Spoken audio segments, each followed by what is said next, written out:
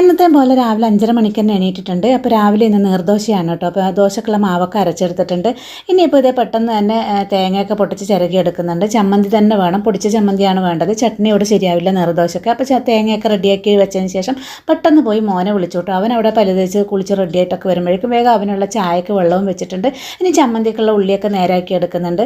പിന്നെ ഇത് എനിക്കുള്ള ചൂടുവെള്ളം ആൾക്ക് ഗ്രീൻ ടീക്ക് വെള്ളമൊക്കെ മാറ്റി അവനുള്ള ചായയൊക്കെ റെഡിയാക്കി എടുത്തിട്ടുണ്ട്.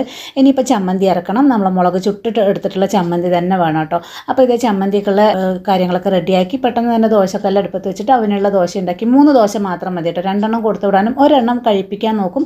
പക്ഷേ രാവിലെ നേരത്തെ കഴിക്കാറില്ല. അപ്പോൾ ഇതിങ്ങനെ ചെറുതായിട്ട് പൊട്ടിച്ചിട്ടിട്ടാണ് കേട്ടോ കൊടുത്തു വിടുക. കാരണം കുറേ കുട്ടികൾ ഒരുമിച്ച് കഴിക്കുന്നതല്ലേ. അപ്പോൾ അത് കാരണം അങ്ങനെ എളുപ്പത്തിന് വേണ്ടിയിട്ട്. പിന്നെ ഇതേ മോന് ബ്രേക്ക്ഫാസ്റ്റൊക്കെ കൊടുത്തിട്ട് അച്ഛൻ അവനെ കൊണ്ടുവിടാൻ പോയിട്ടുണ്ട്. ആൾ വരുമ്പോഴത്തേക്കും ആൾക്കുള്ള ദോശയൊക്കെ റെഡിയാക്കി വെച്ചിട്ടുണ്ടായിരുന്നു കേട്ടോ. പിന്നെ അതും കഴിച്ച് ആളങ്ങ് പോയി. പിന്നെ പെട്ടെന്ന് തന്നെ കുടിക്കാനുള്ള വെള്ളം അടുപ്പത്ത് വെച്ചിട്ട് ഒരു ഗ്ലാസ് ചായ എടുത്തിട്ട് ഇതേ ബാൽക്കണിയിൽ വന്നിട്ടാണ് കേട്ടോ. ഞാൻ രാവിലെ